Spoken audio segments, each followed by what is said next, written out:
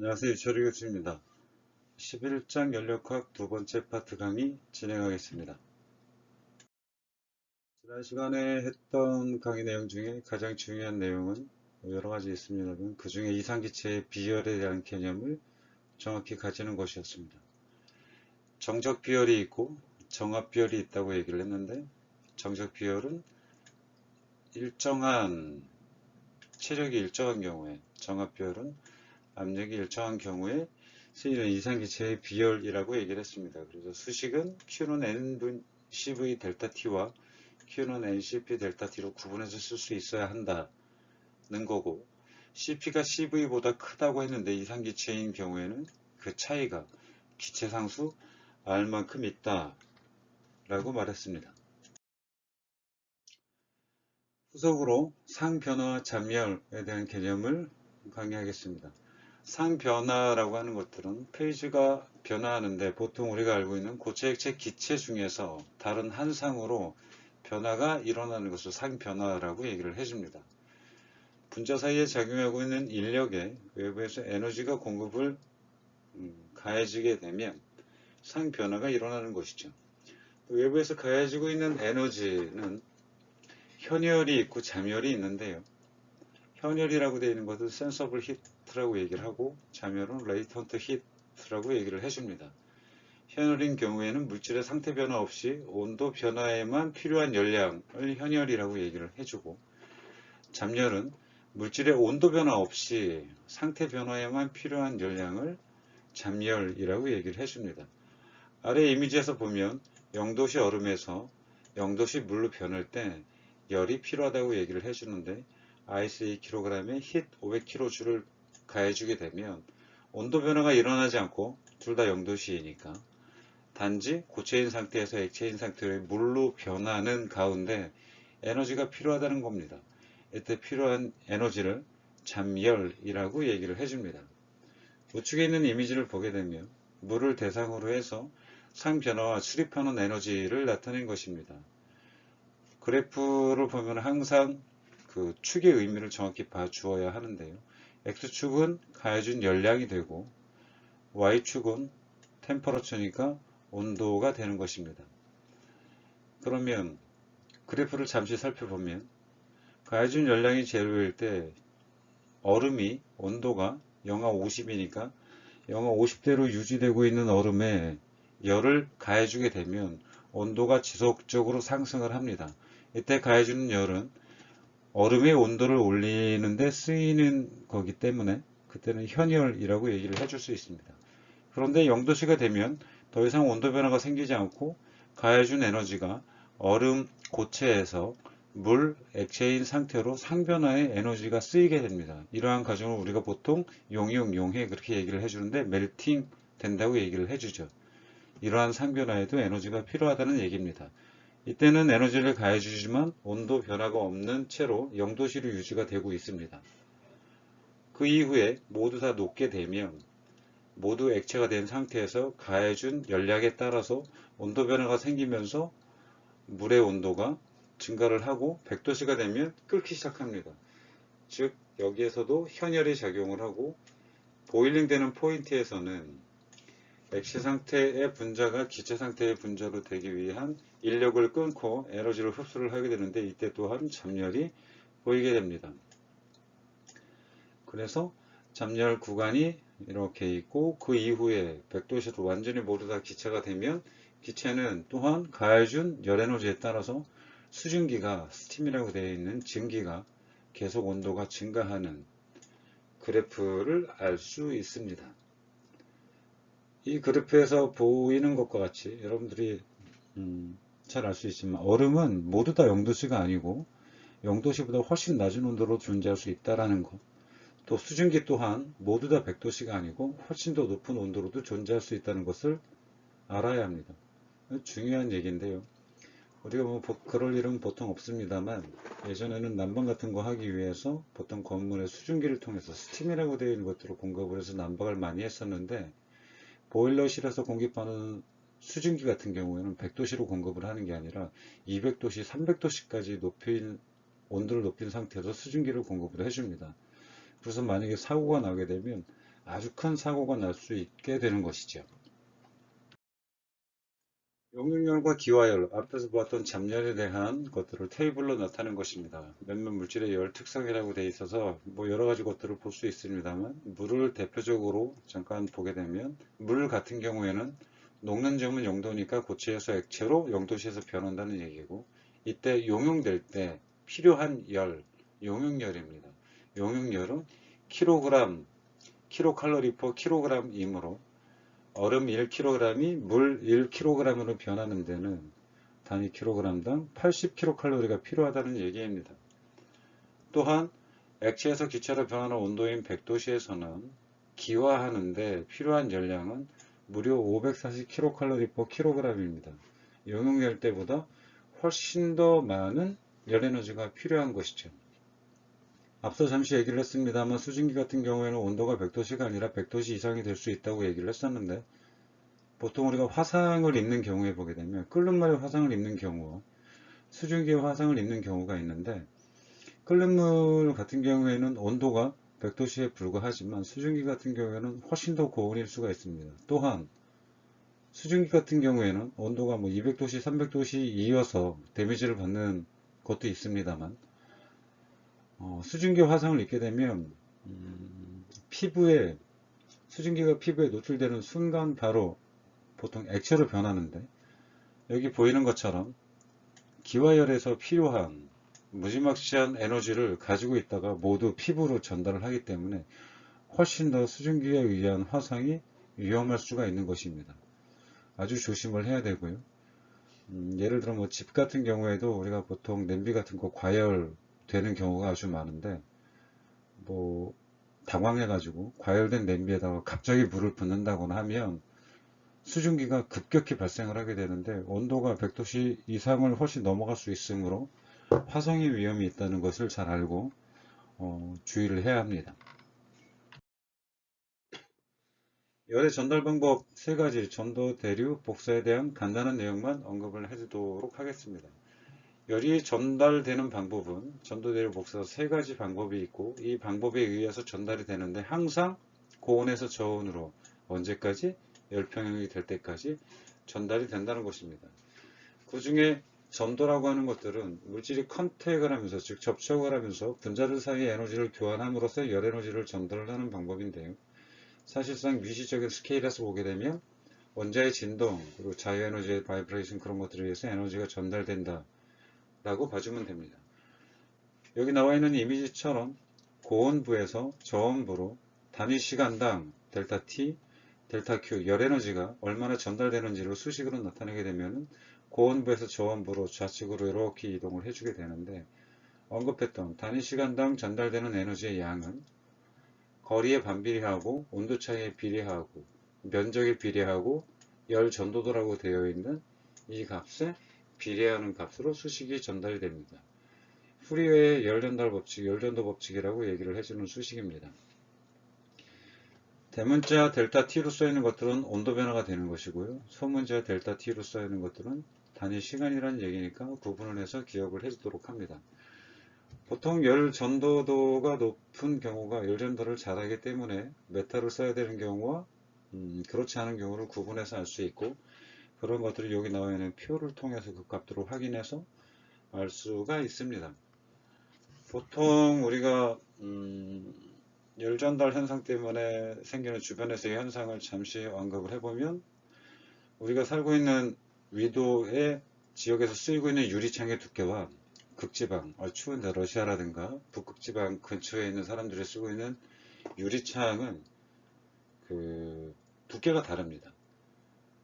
당연히 극지방에 있는 사람들의 집에서 쓰이고 있는 유리가 아주 두껍죠.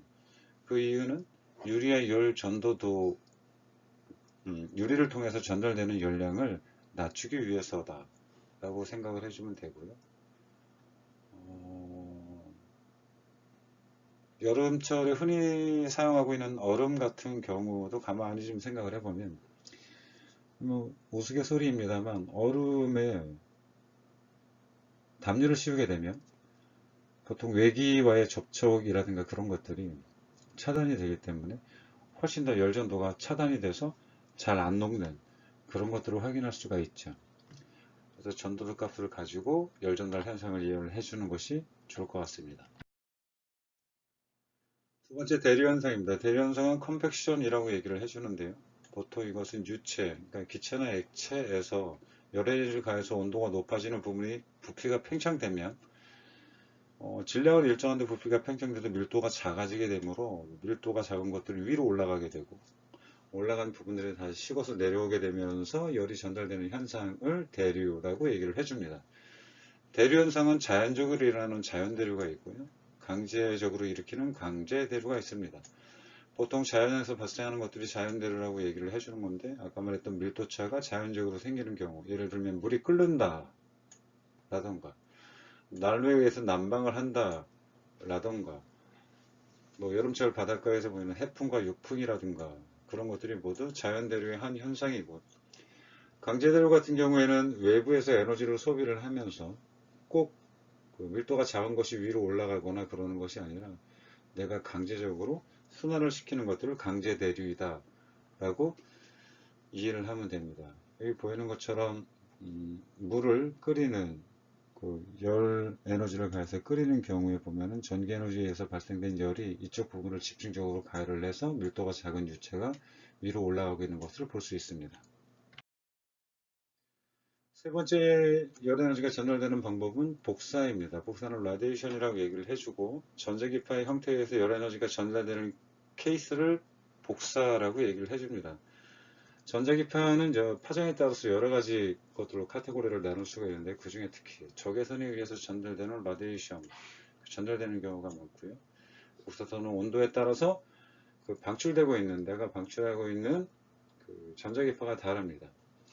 이 밑에 있는 이미지를 잠깐 보게 되면 2000켈빈과 3000켈빈, 4000켈빈으로 되어 있는 표면의 온도가 그렇게 되어 있는 물체가 방출하고 있는 전자기파를 분석을 해보면 가장 많은 에너지가 인텐시티로 봤을 때 가장 큰 에너지가 나오고 있는 파장을 보게 되면은 2000켈빈인 경우에는 이쪽에서 3000켈빈인 경우에는 이쪽에서 4000켈빈인 경우에는 좀 더 좌측에서 이렇게 에너지가 주로 방출되고 있다는 것을 알 수 있습니다. 가만히 살펴보면은 웨이브랭스, 즉 파장으로 봤을 때 점점 더 작아지고 있는 것이죠.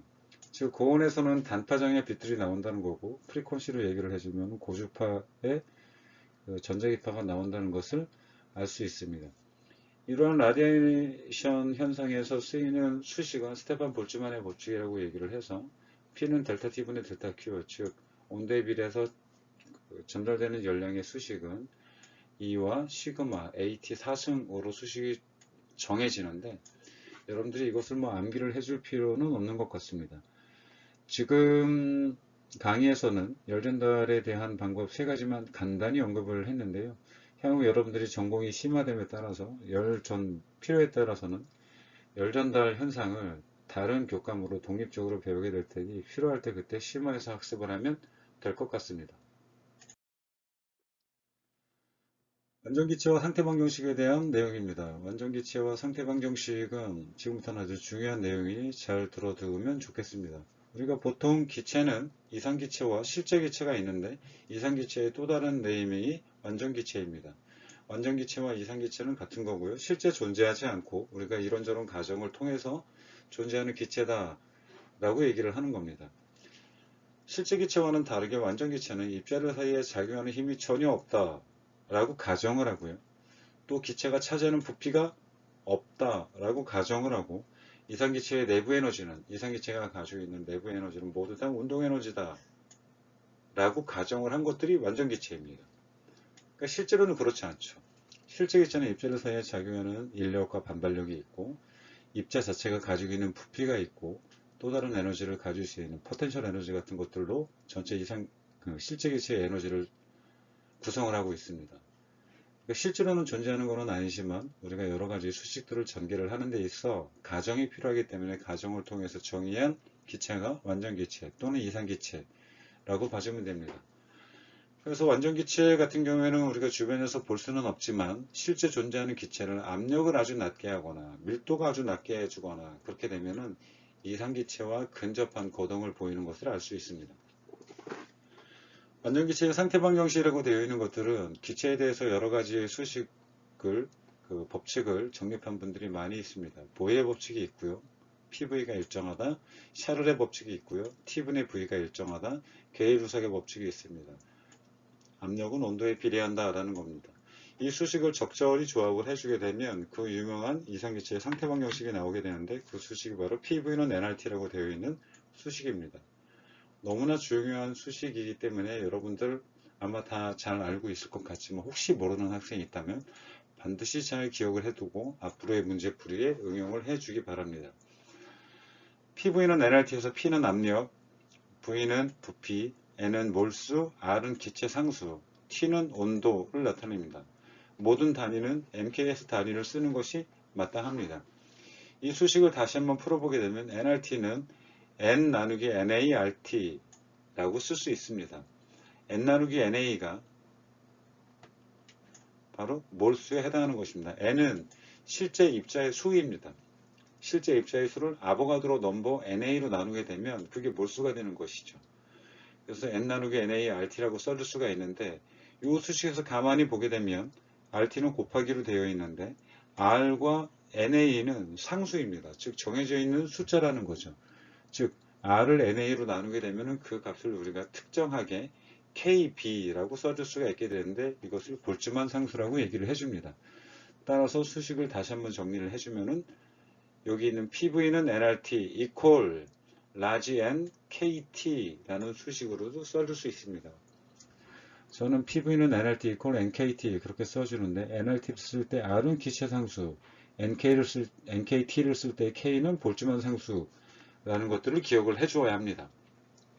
아주 중요한 수식입니다. 앞서 얘기했던 볼츠만 상수는 R 나누기 NA로 정의가 되고 이렇게 특정한 값으로 주어져 있는 값입니다. 우리가 보통 상수값은 외우지 않아도 좋습니다. 볼츠만 상수가 1.38 곱하기 10-23 줄 퍼 켈빈으로 나와 있는데 문제를 풀거나 그럴 때는 아마 또 값으로 주어질 것이고 필요할 때 여러분들이 테이블을 통해 찾아볼 수 있으니 구태여 암기할 필요는 없을 것 같습니다. 기체상수 R값은 8.314 줄 퍼 몰 켈빈 또는 0.0821 리터 곱하기 ATM 나누기 몰 켈빈으로 값이 주어지는데 이 R값은 너무나 많이 사용이 되니 여러분들이 암기를 해주는 것이 좋을 것 같습니다. 어떻게 유도를 하는지는 뒤에서 다시 한번 설명을 하겠습니다만 SI 유니트 기반으로 쓰게 되면 PV는 nRT의 각각의 단위를 썼을 때 줄 퍼 몰 켈빈이라는 단위가 나오고 크기는 8.314 우리가 실제적으로 많이 쓰고 있는 기압과 리터라는 단위를 사용을 해주게 되면 리터 ATM 나누기 몰 켈빈이 나오고 그 크기는 0.0821로 됩니다. 필요에 따라서 앞에 있는 8.314를 쓸 때가 있고 뒤에는 0.0821을 쓸 때가 있는데 단위가 다르다는 것을 기억을 해주고 필요할 때 그 값을 적용하면 됩니다. 기체상수 R값은 외워서 사용을 하는 것이 좋겠습니다. 볼츠만 상수에 대한 부연 설명을 잠시 진행하도록 하겠습니다. 아래 이미지에서 보이는 과학자는 페랭이라고 되어 있는 과학자입니다. 1905년도에 아인슈타인, 우리가 잘 알고 있는 아인슈타인 박사가 기체 운동 이론을 적용을 해서 불안 운동에 대한 수식을 이론적으로 유도를 해냈고 그 불안 운동에 대한 이론적인 수식 기반으로 관찰을 통해서 볼츠만 상수를 최초로 계산을 해낸 사람이 페랭이라고 되어 있는 분입니다. 여기 보이는 이쪽에서의 운동이 불안 운동을 나타내고 있는 것인데 불안 운동이라고 되어 있는 것들은 여러분들 아마 초등학교 시간에 배웠을 것 같은데요. 물 위에 아주 가벼운 질량을 가지고 있는 송화가루 같은 것들을 하나 떨어뜨리게 되면 또 그 운동을 관찰을 해주게 되면 아주 불규칙하게 운동을 한다는 것들을 알 수 있습니다.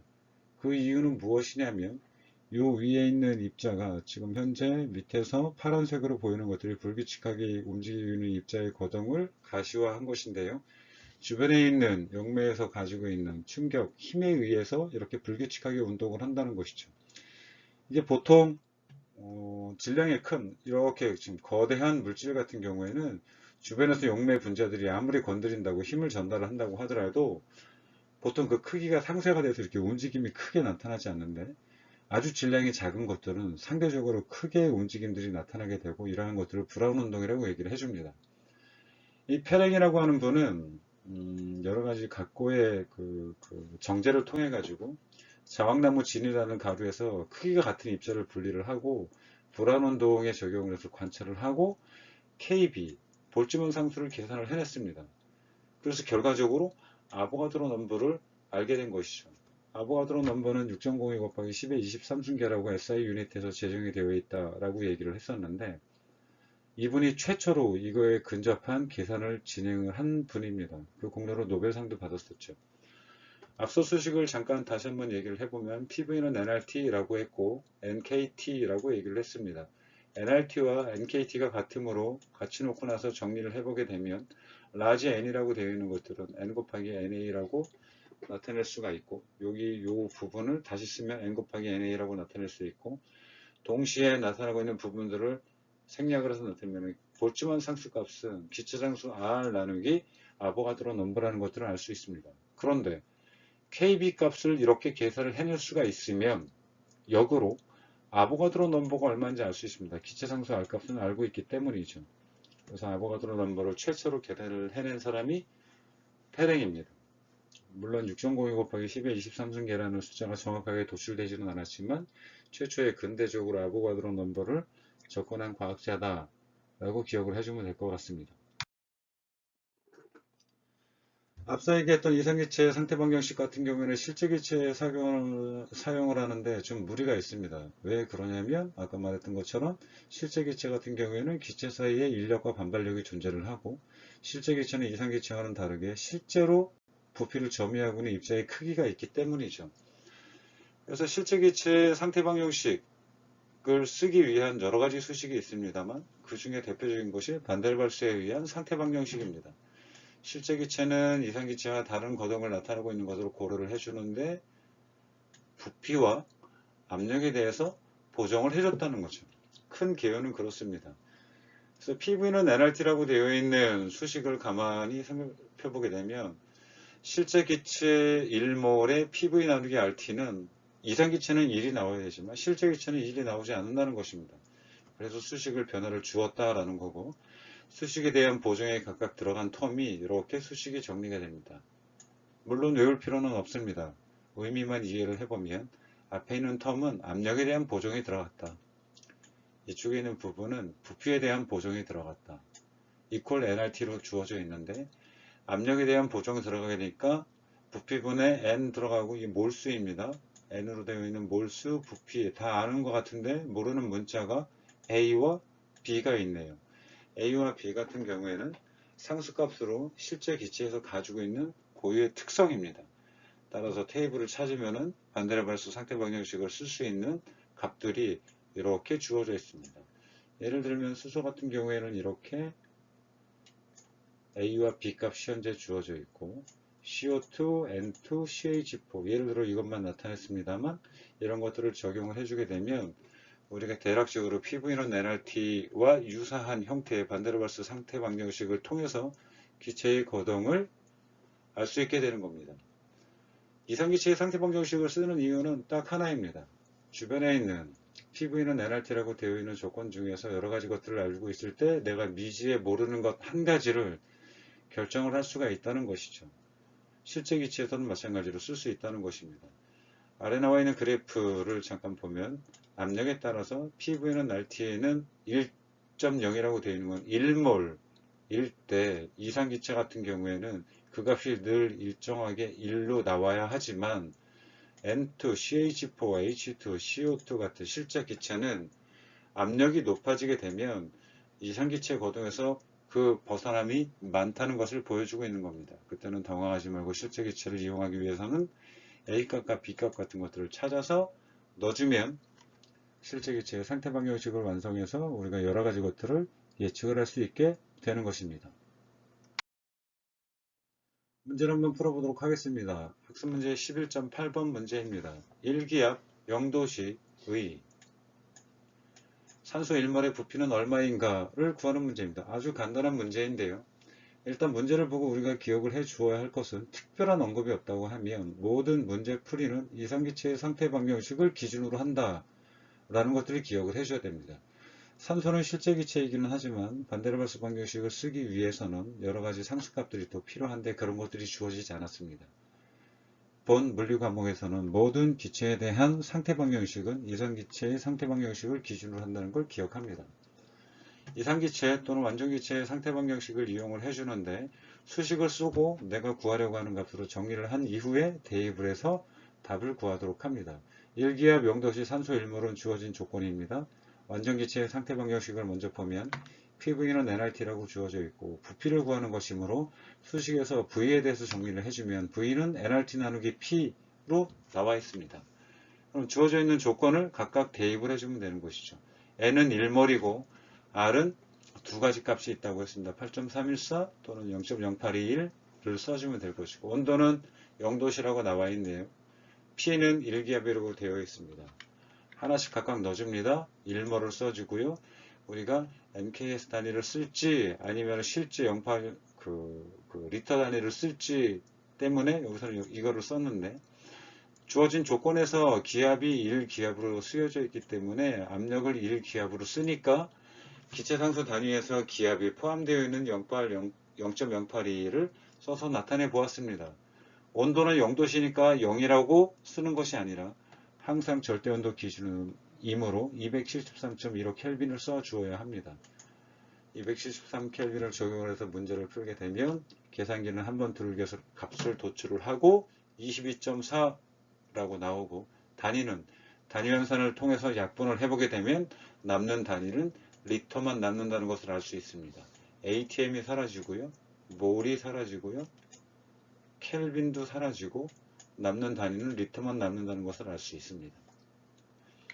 이렇게 해서 답을 확인을 하고 의미를 한번 확인을 해봅니다. 모든 기체에서는 0도시 1기압에서 1몰일 때 부피가 22.4리터입니다. 돌턴이 예전에 주장을 했던 분자설이 여기에 기인하고 있는 것이죠. 또 다른 문제풀이입니다. 완전기체 0.4몰이 온도 300켈빈에서 2리터 용기에 들어있다면 압력은 얼마인지 구하시오 라고 합니다. 압력을 뉴턴/per 제곱미터니까 파스칼로 구하라고 합니다. 또한 대기압으로 얼마인지 ATM 단위로도 구해보라고 합니다. 주어진 문제의 조건을 확인을 하고 쓸 수 있는 수식을 생각을 해보니 PV는 nRT라는 수식을 써야 할 것 같습니다. 완전기체의 상태 방정식을 이용하면 문제를 쉽게 풀 수 있기 때문이죠. PV는 nRT를 선택을 하고 지금 현재 구하는 값은 압력이므로 P에 대해서 정리를 해주면 nRT 나누기 V입니다. 나머지는 대입을 해줍니다. N값은 0.4몰, R값은 여러가지로 쓸 수 있는데 현재 압력을 파스칼 단위로 구해야 하므로 당연히 8.314 줄/몰 켈빈을 쓰게 됩니다. 온도는 300켈빈이라고 되어 있으니 300켈빈을 써주고 2리터를 그대로 쓸 수가 없으니 단위 환산을 통해서 세제곱미터 SI 유니트로 맞추어야 합니다. 1000리터가 보통 원 세제곱미터이므로 2리터는 2 곱하기 10-3승 세제곱미터가 되는 것입니다. 이렇게 정리를 하고 계산기를 한번 두드려 숫자를 계산을 해보면 498840 단위는 나머지 것들 모두 다 약분이 되고 당연히 뉴턴/per 제곱미터 파스칼 단위로 나오게 됩니다. 대기압의 단위로 바꾸기 위해서는 단위 환산을 한번 해 주어야 하는데 압력이 지금 현재 나와 있기를 498840 파스칼이라고 했는데 여러분들 앞서 제가 10장에서 꼭 암기를 해야 된다고 했던 1기압은 여러가지 것들의 단위 환산 값들 중에 파스칼로 따질 때 101325 파스칼이라고 했으니 변환인자를 씁니다. 변환인자의 크기는 1이고 크기 자체가 1이기 때문에 몇 번을 곱해 주어도 전혀 상관이 없는 단위 환산을 해주게 되면 기압으로 나타내 주게 되면 4.9 ATM이라고 결정이 되는 것입니다.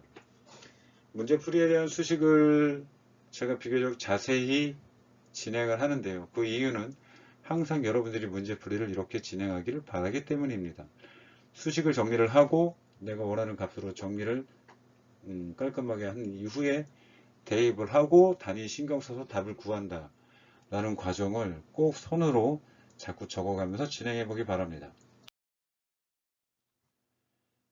우리 주변에서 연락학적인 관점에서 보게 되면 사실 관심이 있는 부분과 그렇지 않은 부분이 있는데 그것을 각각 계와 주의라고 얘기를 해줍니다. 개는 시스템이라고 해서 내가 관심 있는 부분, 해석을 해야 되는 부분이라고 봐주면 되고, 주위는 그 이외에 개를 둘러싸고 있는 부분을 주위라고 봐주면 됩니다. 우리의 관심은 개에 있다라고 봐주면 되고요. 연력학적인 표현 중에 가역과정과 비가역과정이라는 것이 있는데, 가역과정이라고 되어 있는 것은 여러 번 진행해도 동일 자연계의 변화가 없다. 자연계의 변화를 유발하면 비가역과정이다. 그렇게 얘기를 했는데 약간 좀 와닿는 상태는 아니고요. 최초의 이니셜 상태가 있고 나중에 파이널 상태가 있을 때 I에서 F로 어떤 물질의 상태가 이렇게 변할 수 있습니다. 예를 들면 온도가 변할 수도 있고 내가 부피를 변화시킬 수도 있고 그렇습니다. 그런데 이니셜 상태에서 파이널 상태로 갔다가 다시 파이널에서 이니셜 상태로 올 때 아무런 에너지가 필요하지 않다라고 하면 그 과정을 가역 과정이라고 할 수 있고, 여기에 누군가 에너지를 꼭 인풋을 시켜줘야지만 원래 상태로 갈 수 있다 라고 하면 비가역 과정이라고 얘기를 하는 것입니다. 우리가 자연계에서 볼 수 있는 모든 현상은 다 비가역 과정입니다. 아무런 수고 없이 초기 상태로 돌아올 수 있는 경우는 단 하나도 없다는 것을 알고 있으면 됩니다. 개에 대한 부연 설명을 조금 더 설명을 해보면, 우리가 개라고 하는 것들은 시스템에 어떻게 구성을 하냐에 따라서 분류를 해줄 수가 있는데, 열린 개와 닫힌 개와 고립개로 나눠줄 수 있습니다. 이미지를 통해서 쉽게 확인할 수 있는 것처럼 열린 개 같은 경우에는 주변을 통해서 에너지를 출입하게 할 수 있고, 물질도 출입할 수 있는 개를 열린 개라고 얘기를 해줍니다. 물질이 출입 못하는 개고, 물질이 출입하지 못하고 열에너지만 출입할 수 있게 되면 닫힌 개라고 하고, 모든 것들이 출입이 불가능하다고 하면 고립개라고 얘기를 해줄 수 있습니다. 가만히 생각을 해보면 보온병 같은 경우, 예를 들어 단열이 되어 있고 보온병이 막혀서 뜨거운 물이 더 이상 들어오거나 나가지 못하면 고립개라고 근사할 수 있는 건데, 엄밀한 의미에서의 고립개는 우주 전체를 빼고는 아무것도 없는 것입니다. 예를 들어 조금 전에 말했던 보온병 같은 경우에도 시간이 지나면 언젠가 물의 온도는 식습니다. 그러면은 열에너지가 고온부로부터 저온부로 흘러나간다는 건데, 보온병은 단열재를 통해서 열의 전도를 늦출 뿐이지 궁극적으로 막지는 못하죠. 그러니까 열에너지가 결국 출입을 하게 되는 것입니다. 그러니까 엄밀한 의미에서 고립개는 주변에서 하나도 없다 라고 봐주면 됩니다. 연력학처의 일법칙을 설명하겠습니다. 이번 챕터에서 가장 중요한 내용이라고 얘기를 할 수 있을 것 같습니다. 연력학처의 일법칙은 에너지 보존의 법칙입니다.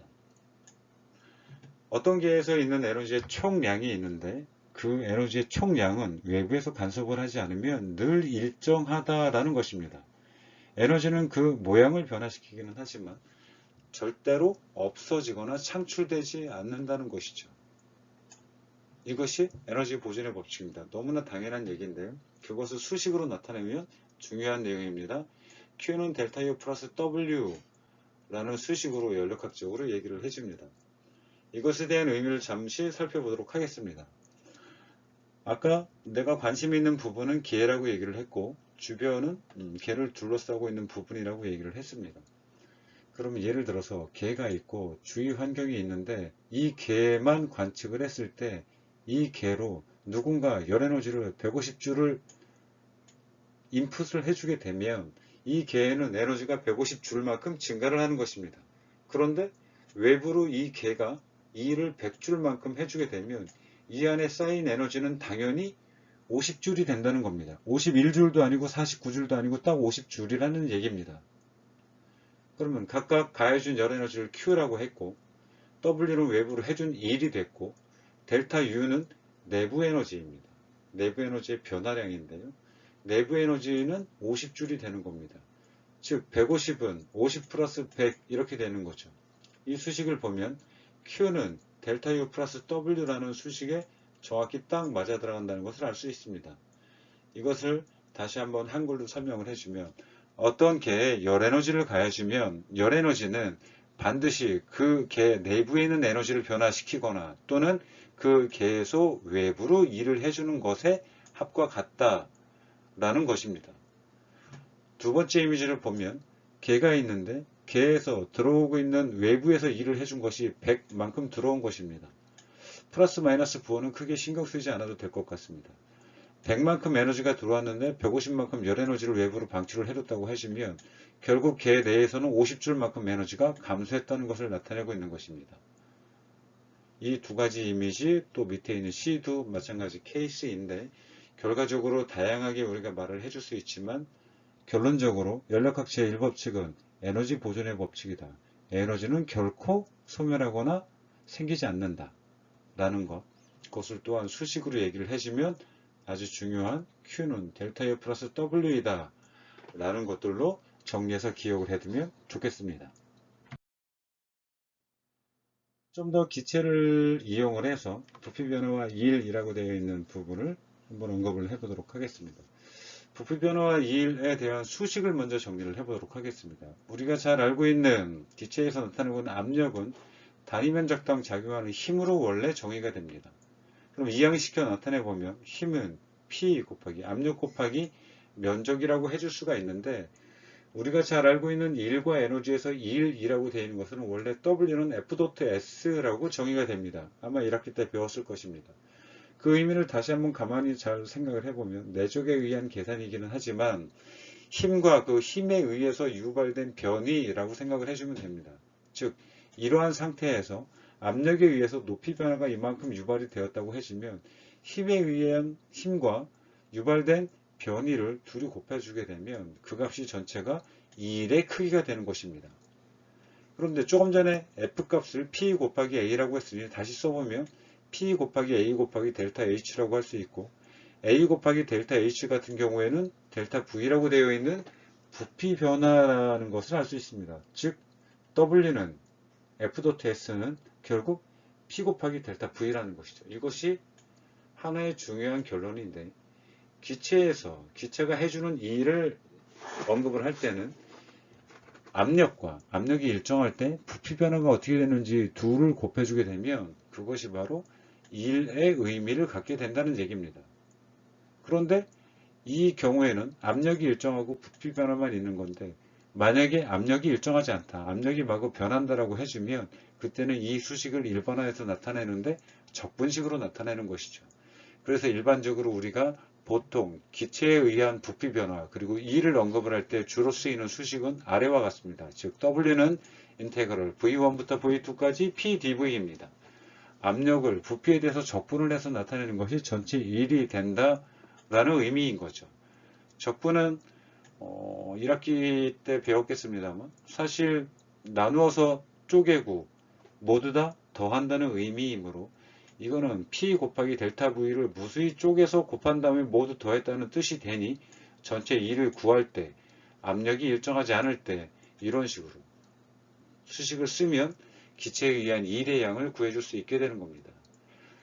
옆에 있는 이미지를 통해 다시 한번 확인을 해보면 이니셜 스테이트가 있고 파이널 스테이트가 있습니다. 초기 상태는 이렇고 나중 상태가 이렇게 되었는데 초기에는 압력에 의해서 부피가 이만큼이 유지가 되었는데 어떠한 연유에선지 압력이 일정한지 변했는지는 모르겠습니다만 부피가 델타 H만큼 위로 실린더가 이동을 해서 전체 부피가 이렇게 증가를 했습니다.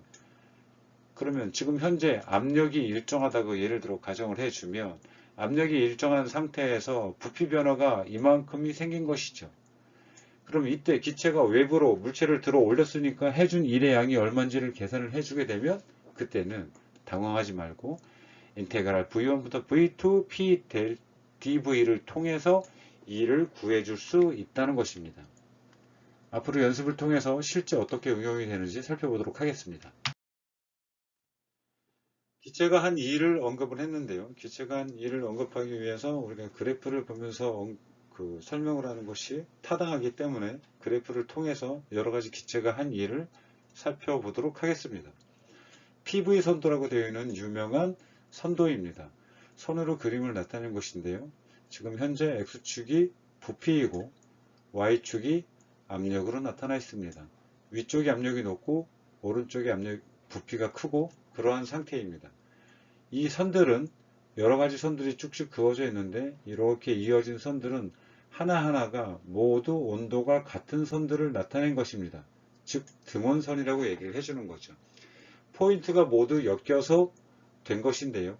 예를 들면 A라고 하는 지점 같은 경우에는 현재 압력은 PA이고 현재 부피는 VA이고 현재 온도는 이 곡선에 따라서 되어 있는 온도다 라는 것입니다. 이 수식과 더불어 PV는 NRT라고 되어 있는 이상기체 상태 방정식을 이용을 해주면 기체가 한 일을 우리가 적정하게 여러 가지 것들을 알 수가 있는데요. 기체가 하는 일의 케이스를 보게 되면 여러 가지 것들이 있습니다만 그 중에 하나가 등적 과정, 등압 과정, 등온 과정, 단열 과정 등으로 나누어 볼 수가 있습니다. 등적 과정이라고 되어 있는 얘기는 한문이기는 합니다만 같을 등의 부피 적자이니까 부피가 같은 경우를 나타내는 것입니다. 초기 상태가 A 상태인데 A 상태에서 이동을 할 때 어떻게 이동을 하냐면 가만히 있으면 아무런 효과가 없는 것이고요. 이동을 해주는데 예를 들어서 A 상태에서 이 지점으로 이렇게 이동을 하게 되면 그때는 압력이 감소를 하고 있습니다만 부피 관점에서 보면 부피가 하나도 변하지 않았습니다. 앞서 얘기를 했던 것처럼 W는 인테그랄 PdV라고 했는데 부피 변화가 하나도 없으므로 압력은 변하기는 했지만 그때는 외부로 일을 해준 것이 하나도 없게 됩니다. 그래서 이때는 일 자체가 0이 되는 것이고요. 등압 과정이라고 해주면 압력이 일정한 상태의 과정이라는 것입니다. 등압입니다. 그러면 A 지점에서 어디로 움직이는 것이냐면 좌측으로 움직여도 되고 우측으로 움직여도 되지만 3번 지점으로 이렇게 이동을 했다는 것입니다. 그러면 이때 가만히 보면 압력은 일정한데 부피가 증가를 했습니다. 이런 경우가 어떻게 있는지는 지금 상상하지 말고 일단 수식적으로만 계산을 해보게 되면 부피가 증가를 했기 때문에 외부로 일을 해준 것입니다. 그러면 그때는 그 일의 크기가 어떻게 됩니까? P하고 델타 V만큼이니까 델타 V가 이만큼이 생긴 것이죠. 그래서 정확히 이 사각형만큼 P하고 델타 V를 곱해 주어 일의 크기를 구해줄 수 있고 수식으로 써보면 W는 P V2-V1으로 구해줄 수 있다는 겁니다. 등온 과정 같은 경우에는 온도가 일정한 상태에서 움직이는 것입니다. 즉 A 지점에서 등온선을 따라서 이동을 해서 4번 지점까지 이동을 했을 때의 일입니다. 그때의 일의 크기는 그래프상에서 나타내보면 직사각형 모양이 아니고 이 곡선을 따라서 이렇게 이동을 해줍니다. 왜 이만큼의 면적이 1에 해당하는지는 앞서 나왔던 것처럼 W는 인테그럴 PdV라는 것들을 가만히 생각을 해보면 예전 수학책에서 배웠던 것처럼 면적을 나타낸다는 것을 알 수 있습니다. 따라서 이만큼의 면적이 1의 양이 되는 것이고요. 등원 과정 같은 경우에는 수식으로 2를 구해보면 W는 인테그럴 PdV인데 압력이 변하고 있죠. 계속해서. 따라서 PdV를 그대로 쓰지 못하고 PV는 NRT라는 수식을 쓰게 되면 P는 V분의 NRT이므로 V분의 NRT를 쓰고 NRT는 V와 관계없는 상수이므로 앞으로 뽑아내고 적분을 해주면 인테그럴 V1부터 V2, V분의 1 dV이므로 V분의 1 적분을 해주면 ln으로 나오게 됩니다. 수학 얘기니까 수학에 대한 내용은 수학책을 잠시 참조를 하면 될 것 같고요. lnV가 나오는데 V2하고 V1의 초기 조건을 넣어야 되므로 lnV2-lnV1이 되고 그것은 lnV1분의 V2로 정리가 되는 것입니다. 수식을 외울 필요는 없을 것 같고요. 이 결과를 외울 것이 아니라 원래 W를 구하는 공식은 이렇게 된다는 것들을 기억을 해주고 문제에 적용을 하면 될 것 같습니다. 등온 과정에서의 특기할 만한 사항은 무엇이냐면 등온 과정에서는 온도가 변하지 않습니다. 말 그대로 온도가 일정하기 때문이죠. 그래서 델타 T는 제로가 됩니다.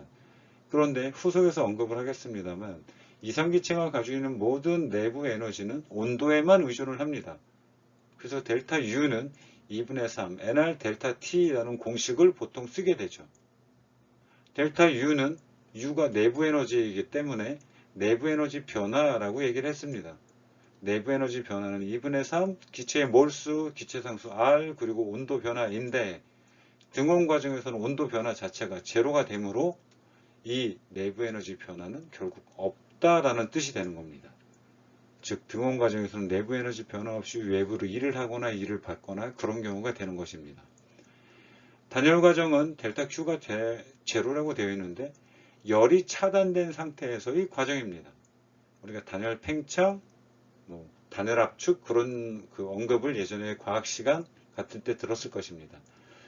여기 주어져 있는 그래프상에서는 A점에서 이동을 해서 어디까지 가는 거냐면 1 지점까지 이렇게 이동을 하게 되면 이 과정이 등원하고 다릅니다. 온도가 변하게 되죠.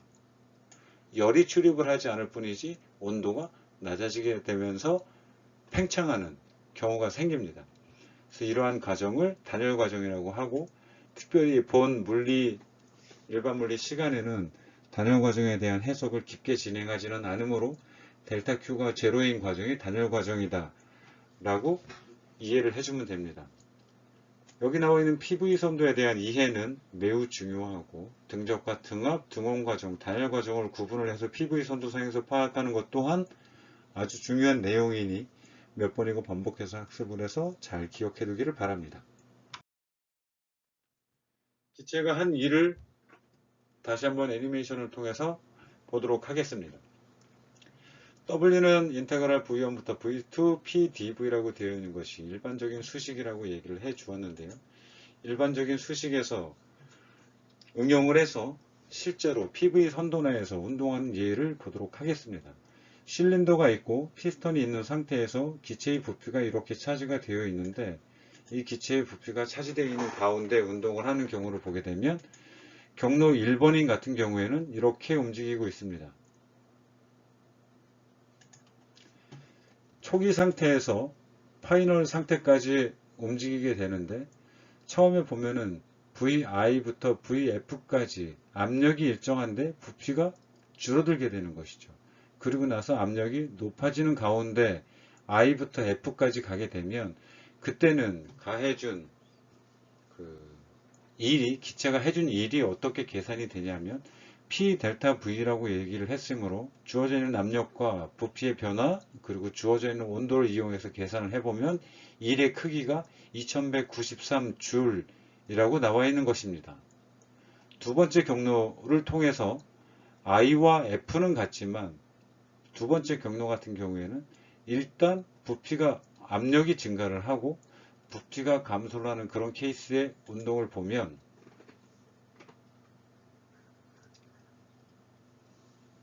경로 두 번째에서는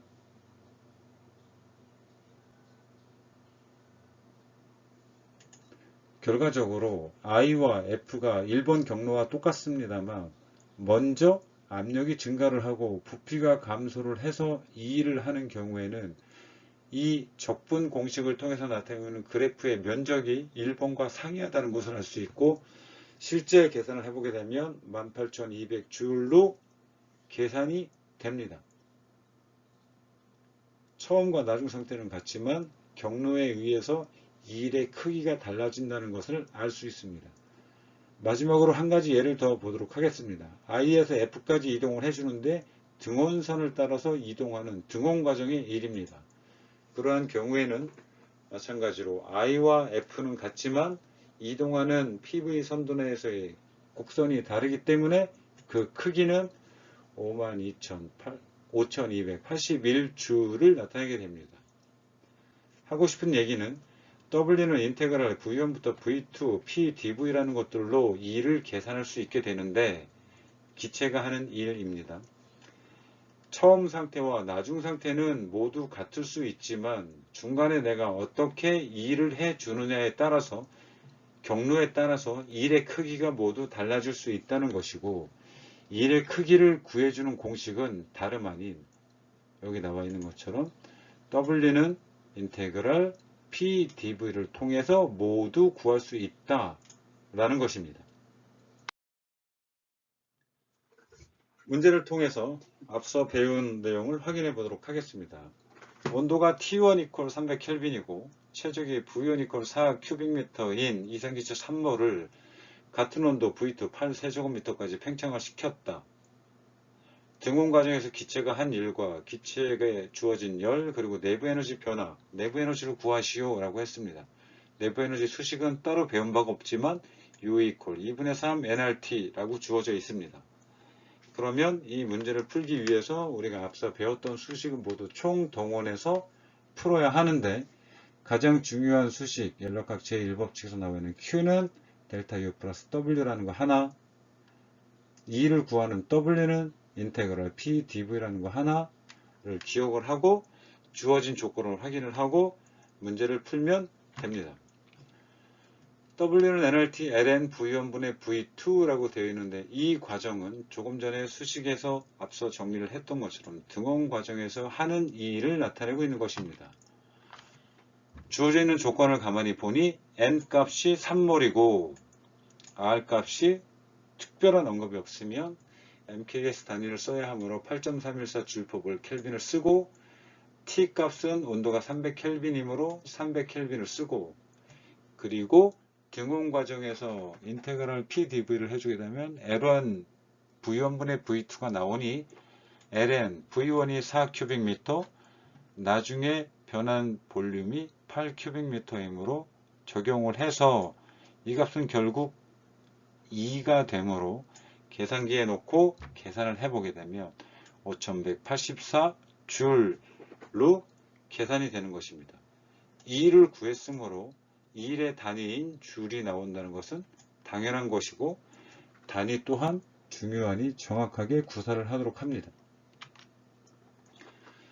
그리고 2를 구한 이후에 기체에 주어진 열을 구하라고 합니다. 열은 Q를 구하라는 것입니다. Q를 구하는 공식은 여러 가지가 있습니다. 앞서서 얘기를 했던 것처럼 Q는 제일 먼저 나왔던 것이 CM 델타 T 또는 NCV 델타 T 또는 NCP 델타 T도 있고, 마지막으로 연력학 제1법칙인 Q는 델타 U 플러스 W라는 수식을 통해서도 Q를 확인해 볼 수 있습니다. 이 수식을 이용을 할 때 먼저 문제에서 주어진 조건 등원 과정이기 때문에, 등원 과정은 앞서 언급했던 것처럼 온도 변화가 없기 때문에 일이 내부 에너지 변화가 제로라고 얘기를 했습니다. 따라서 Q는 델타 U 플러스 W에서 델타 U가 제로이므로 W 이퀄 Q가 되는 것이고, W는 조금 전에 5184줄이라고 구했으므로 당연히 Q는 5184줄 이렇게 계산을 해주면 되는 것입니다. 내부 에너지는 U는 2분의 3 nRT라고 주어져 있으므로 난이도가 높지 않은 상태에서 수식을 정리를 하고 대입을 해주게 되면 11,224줄로 계산을 쉽게 할 수 있습니다. 중요 포인트는 2를 구하고 2를 통해서 문제에 주어진 조건 등원 과정임을 확인하고 열량이 얼마인지를 구해내는 일련의 과정입니다. 기체가 하는 일에 대한 전반적인 문제풀이이므로 잘 이해를 하고 해석을 해서 다른 문제에도 응용하기를 바랍니다.